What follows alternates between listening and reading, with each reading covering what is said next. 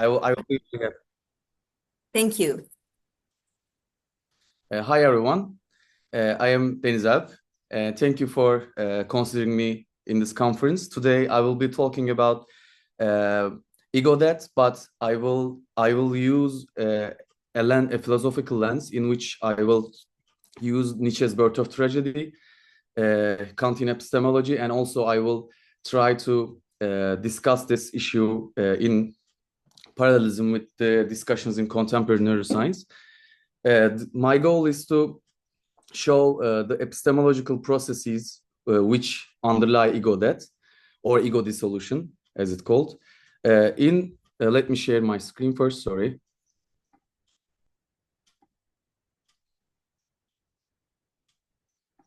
Yes.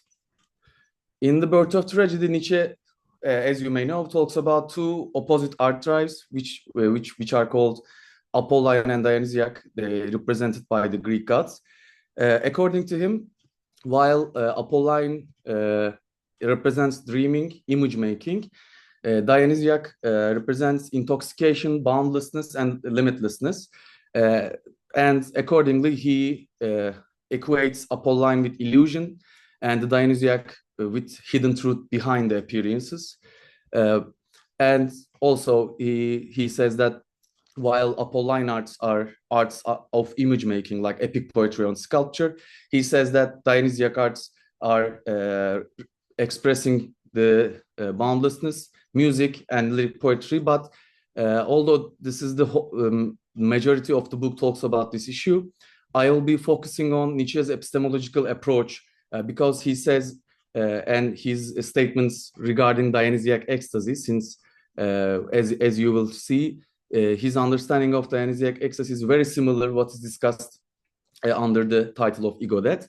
So to explain his epistemological standpoint, he, at least in his early works, are very close to Schopenhauer and Kant. He says that Schopenhauer and Kant won a hard-won battle against optimism, metaphysical optimism, which is the belief that the universe by itself is knowable to us and it is created in a way that in harmony with our reason. However, with Kant's epistemology, Nietzsche says that it has been seen that the universe itself is at least in some respect unknown to us, but we form our reality through the structuring activity of the mind itself. So he calls this pessimism, and he says that this thought is the foundation of his tragic thought, at least in his early works. So what I will focus is this part, his epistemological standpoint and his understanding of Dionysiac ecstasy, in which he says that the subjectivity disappears entirely and the person can be in a state of self-forgetting or self-oblivion. He says that this state can happen under certain kinds of music, under narcotic substances, and in rituals. And in order to understand this concept, we need to understand principle of individuation, because he defines both Apolline and Dionysiac on this basis. Principle of individuation is expressed in the Apollonic forms, like Apolline represents its deification or embodiment, while Dionysiac represents the destruction of this principle. And according to him, this principle is what governs the world of appearances, what governs the mind structuring activity. So I detected four main points about principle of individuation, because he writes in a kind of dispersed manner, so it's hard to find a concrete definition. I found four features of this principle. First, it's a principle of image making, and second, it represents the cognitive forms of appearances. What it means is it is the cognitive forms that are inherent in the mind rather than the universe itself.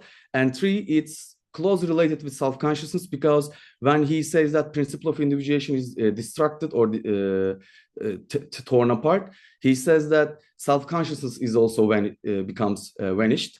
And fourthly, this also as the principle, you can understand from the principle's name, this destruction of this principle also means the destruction of individuality, distinctness of our objects of experience.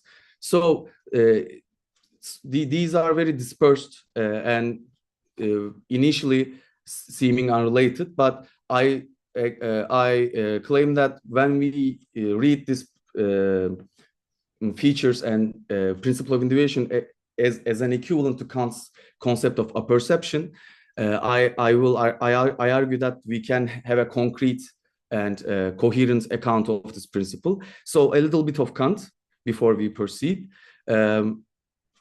According to Kant, and also I argue according to Nietzsche, there are three sources of our cognition. First, sensibility, imagination, and apperception. What these concepts mean is this: sensibility is our faculty, is the capability of being affected by our environment, while imagination means that we synthesize these dispersed perceptions, and a perception is the function that how we unite them and how we determine them as objects of our experience.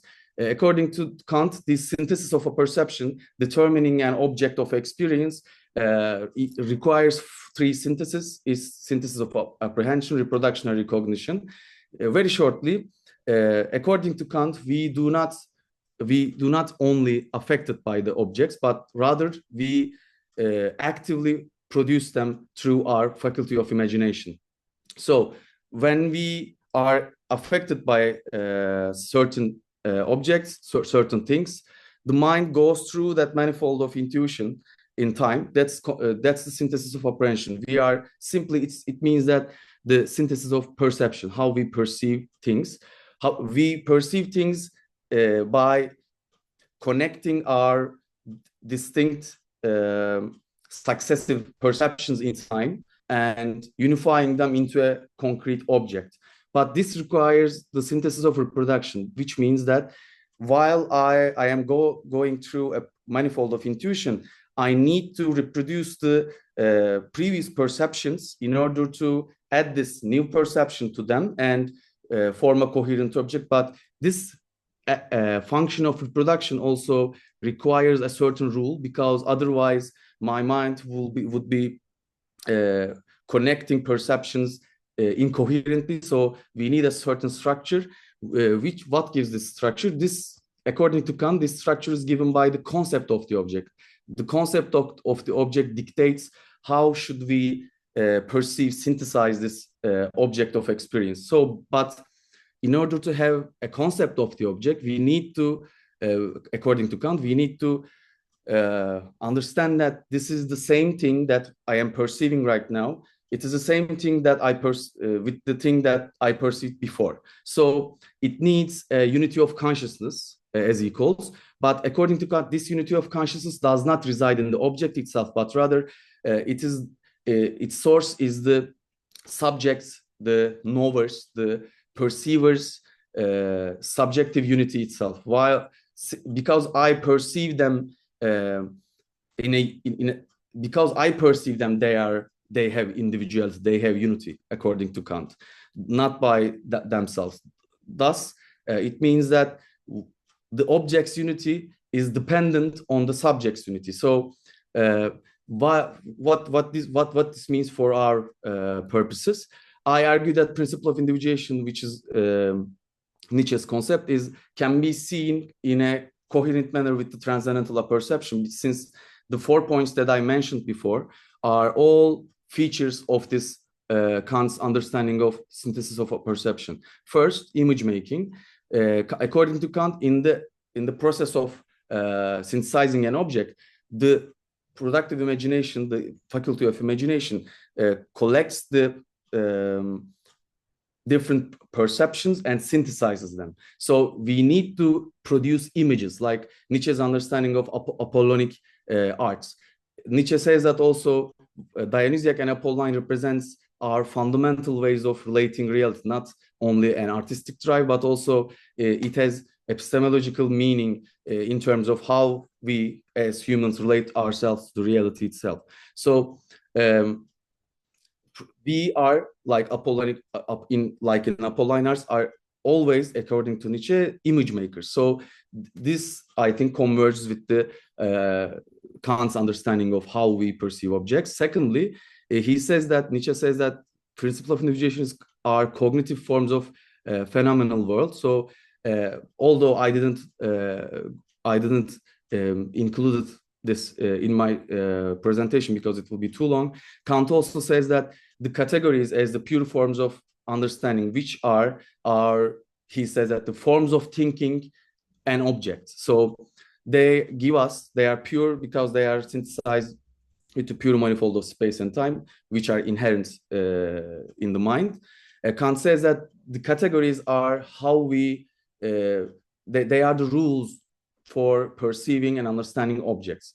So the second point also converges. And thirdly, both Nietzsche and Kant says that principle of individuation and transcendental perception have a close relation with self-consciousness. Without the self-consciousness itself, it is impossible to have an object in the first place.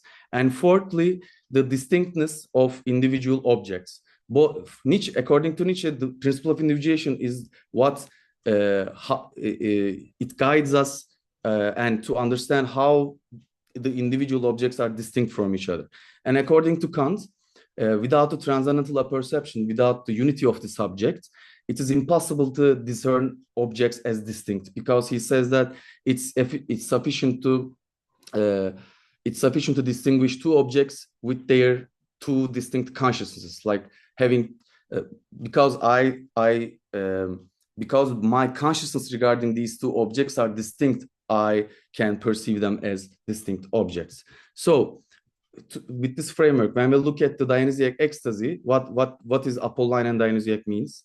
Apolline means that the mind's power to construct a stable and ordered world, like our daily reality, while Dionysiac means a case of exception, like a disruption in our daily consciousness, in which the breakdown of this unifying function, the mind is in this exceptional altered state, cannot able to unify its representations as it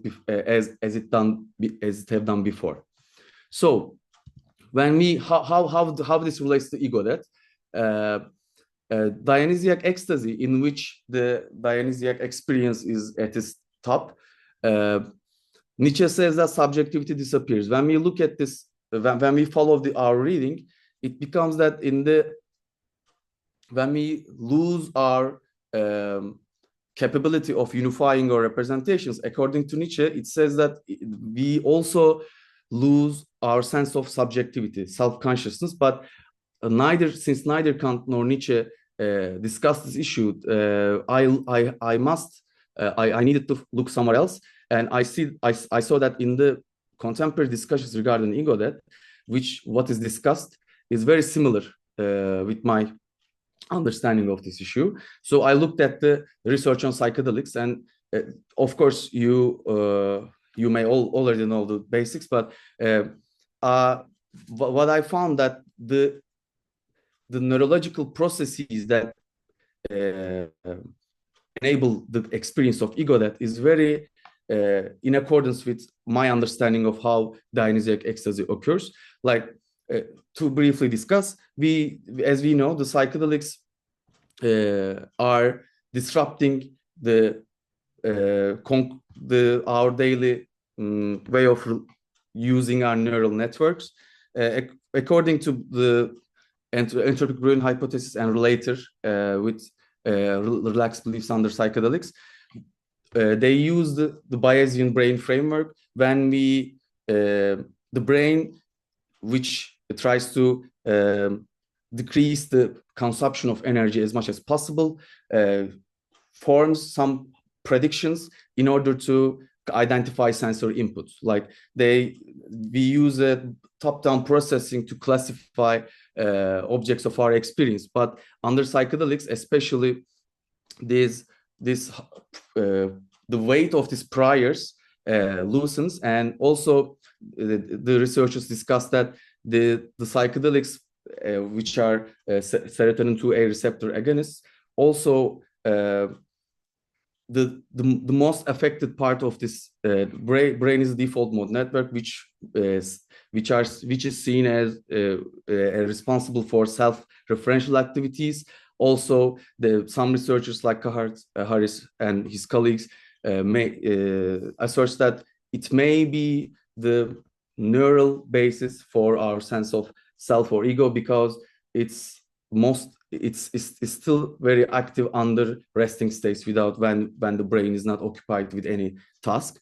So what this says about ego, that when this entropic state it is at its top, some people reports that they lose their sense of subjectivity. They feel they are one with nature. Like they feel that there is no distinction between the subject and the object. So research on ego that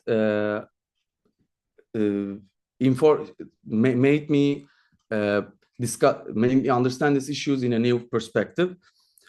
But the problem with these statements is they look self-defeating. They look paradoxical. How can one experience a sense of self?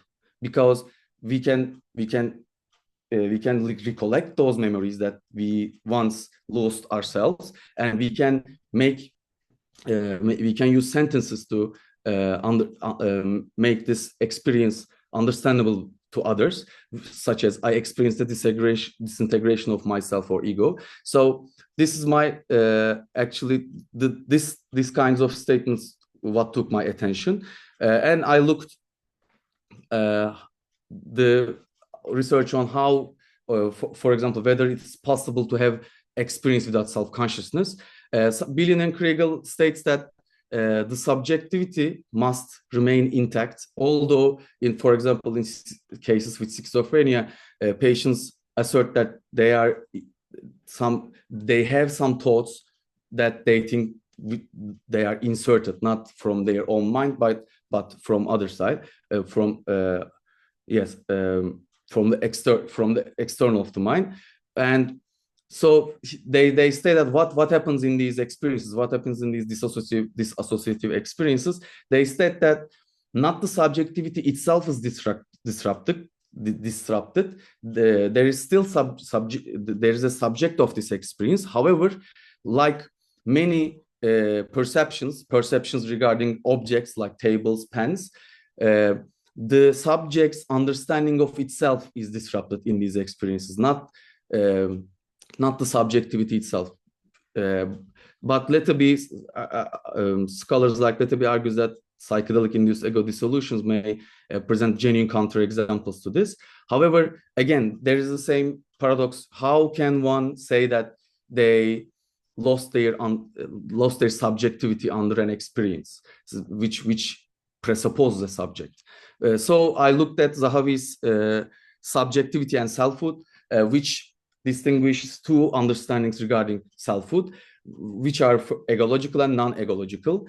Egological ones state that, at least in my understanding, they state that it is impossible to have an experience without a subject, while non-egological views sees as it is a possibility, since the self is not a necessary construct under our experiences. It's an object of reflection.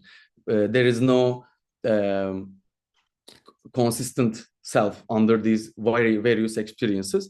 So he says that these two ways of understanding selfhood may be related. He suggests a differentiation between minimal self and narrative self, which is minimal self is very close to Kant's understanding of pure perception, which is the self that is always at the core, perceiving, and it represents the first person givenness of experience, while the narrative self is a temporal construct, which is constituted by the emotions, our experiences, our past, our future maybe, and our goals, which ontologically depends on the minimal self itself. It is the minimal self, but it is extended in time. So when we look at ego death again, I believe that it can be, this paradoxical statements may be understood as in accordance with subjectivity principle, the dissolution of not the minimal self but the narrative self.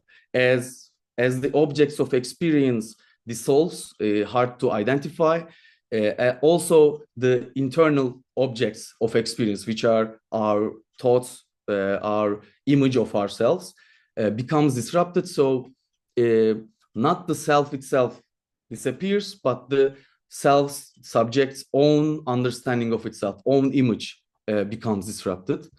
So when we look at Nietzsche and Kant again, I will also close this presentation with him with my understanding of Nietzsche's Dionysiac ecstasy. Kant mentions a very similar distinction between narrative self and minimal self. He says that pure apperception, which is the pure self, from empirical apperception, which is the empirical self. The first one, the pure self, represents that I am, but the second one, I was, I am, I will be, which means that I am determining myself as an object in time, as a magnitude.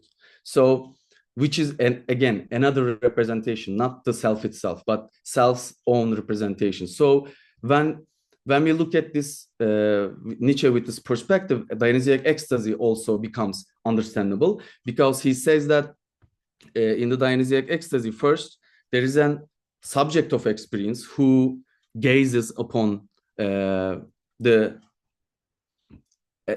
sorry, let me hear. Fine. Yes. And we first, sorry, I'm having two steps back. First, we see that Dionysiac ecstasy have a certain beginning and certain end in time, as the daily reality can re-enter the consciousness. Second, we see that there is still this is still a kind of experience in which the consciousness remains, maintaining an implicit distinction between subject and object. This can be seen in this expression. There is still a person, the Dionysiac man, who says, gazes into true essence of things, whatever they may be, and which presupposes a subject and an object, which subject who gazes and the object what is gazed upon. And again, we see that he is not referring to the subject's destruction or something, but he says that all personal experiences from the past are submerged, which means that, in my opinion, Nietzsche is not here referring to the full destruction of the subjectivity. I think this would only mean that, for my understanding. But here he is referring to the disruption in the subject's own understanding of itself, not the subjectivity. So what this means for us philosophically and in terms of, I think, psychology. Nietzsche says that after the Dionysiac experience, ecstasy, the one feels a metaphysical solace. I know these words are very fluffy, but I am trying to demystify them and understanding what they mean. The metaphysical solace, in my opinion, is seeing that the empirical conditions of myself, my aims, my judgments, my feelings, they are all in a way contingent. They are not necessary for my being. Under the Dionysiac ecstasy, one also sees that these are things that I can see as contingent. So what this means? This means that tomorrow or in the future, another empirical self is possible. Another Denizalp for me, another person is possible. This gives the subject, in terms of this, although it means that all these are contingent, it also teaches the subject of experience that nothing stays. Like, all the negativity can change into positivity. So I think in this way, the Dionysiac ecstasy or ego death makes us understand that another empirical self, another narrative self, another story is possible. And this is also, I think, when we look at depression or the mental problems like obsessive compulsive disorder, without their physiological, when we look at only the mental states which are playing role in them, depression seems like as a very rigid, very strong belief that very strong negative belief about oneself or the world, while, for example, obsessive compulsive disorder is a very rigid belief that if I am not taking part in this X compulsion, this anxiety will occur. My anxiety will be real. This is a very rigid opinion in a way. But what does psychedelics, what does Dionysiac ecstasy do? We understand that these beliefs are not by themselves necessary to be that rigid. So they, in a way, teach us another story is possible. What I was saying about possibility of another story, I was talking about this. They are, in a way, they can help us to lose the weight, lose this rigidity of our negative judgments. Of course, in this way, I think in the future, we will see more studies and more in scientific world, we will see more studies on psychedelics and the treatment of mental illnesses. I hope I didn't pass my time. Thank you for listening, and sorry for my excitement. I maybe jumped over things. I will be expecting your questions. Thank you so much. It's wonderful, your excitement. Thank you. We will take at most 2 questions. Yes, would you like?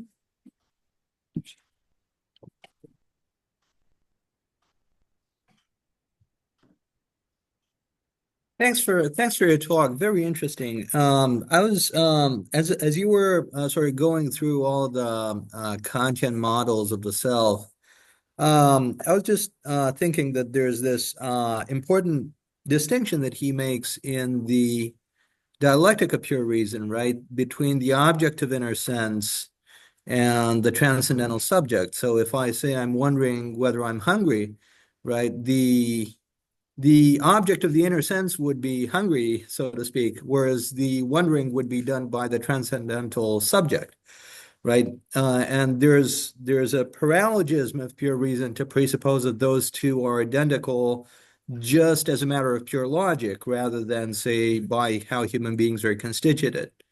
And so I was wondering, when somebody undergoes psychedelic experiences, which of the two would you classify them as? Would you classify them as objects of inner sense? Would you classify them as transcendental subjects? Would it be both, but contingently so? And I was wondering if you could maybe connect that, not sure if right now, if time allows, but in future, with Kant's classification of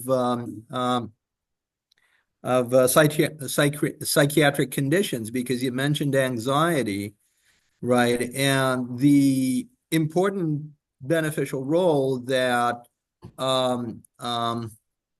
therapies that might or might not appeal to psychoactive substances might influence psychiatric conditions, right? So the road from transcendental subject to object of inner sense is murky, but still the distinction seems to stand, right? Thank you. I will ask you kindly to can you the first question about hunger, I missed. What was the question about hunger? So it was about the 2 subjects. So Kant talks about the transcendental subject. Yes. It's the other, the empirical self, let's say so. Yes. Which one of them do you think it's implied? It's implicated, included in psychedelic experiences? Do you think, or we could take Husserl, for example, because it's easier explained there, like transcendental ego, transcendental self, and empirical self, and which one of them you think it's the one taking having the psychedelic experience? I think the empirical self actually having the psychedelic experience, but because in my opinion, but the transcendental subject is always there. It's not. It's also having this experience, but all the colors, all the input, the sensory input is when, for example, when Kant refers to transcendental subject, I think it's not a matter of two subjects. Like there is one subject, but two aspects of the same subject. One is ontologically more important, which does the synthesis, does the determining the object itself. But the other one is about empirical subject, is the transcendental subject's understanding of itself in time. So, which means that yes, when I'm looking back to an experience, I am talking about the empirical subject, but the one that goes through that, I'm sorry for my answer right now. I am thinking also the transcendental subject itself. The transcendental subject itself is going through the process, but when it reflects upon what happened and tries to determine itself as a magnitude in time, for example, during the psychedelic experience, when it becomes undoubtedly the empirical self itself, because the empirical self is not a subject; it's a subject's representation of itself in time, as Kant puts it. I think it's not a second person or something. It's the same person, but same person determines itself as an object with its past experiences. Thank you. Thank you. There was another question. One moment. Hi. Thanks for the talk. I'll be a lot more merciful than Professor Nietzsche. So, I was wondering if you could maybe, I don't know, elaborate a bit on the dissolution of the narrative self, because I'm having a hard time sort of wrapping my head around that, because I'm not sure if I can construe the narrative self as sort of a permanent thing that can be dissolved, let's say, by some kind of experience. So let's say, for example, you're listening to music or viewing a piece of art. So in that moment, wouldn't the narrative self sort of be dissolved? Does that make sense? Would that constitute sort of a case of ego dissolution as well? And if so, how is listening to music different from having a psychedelic experience? And thank you for the question. In psychedelic, as my discussion goes, in psychedelic experiences, the listening to music is like having another experience in accordance of the regular activity of the mind. But in psychedelic experiences,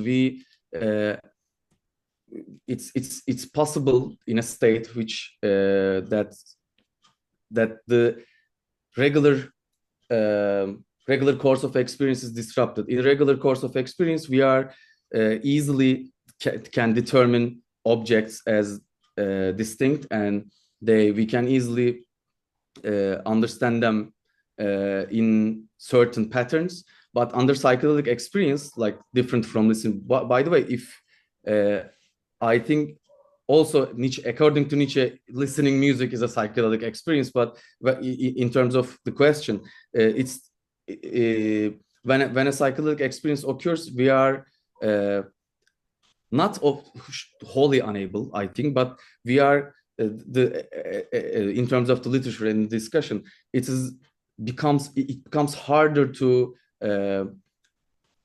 draw the limits of an object of experience. This can be an inner object, like in the image of myself, not the pictorial image, but the whole understanding of myself. Or when we look at nature, we perceive it differently because the top-down process is disrupted. So when you're listening to music, you are still in the natural course of your experiences. Psychedelic experiences physiologically, I think, make it possible to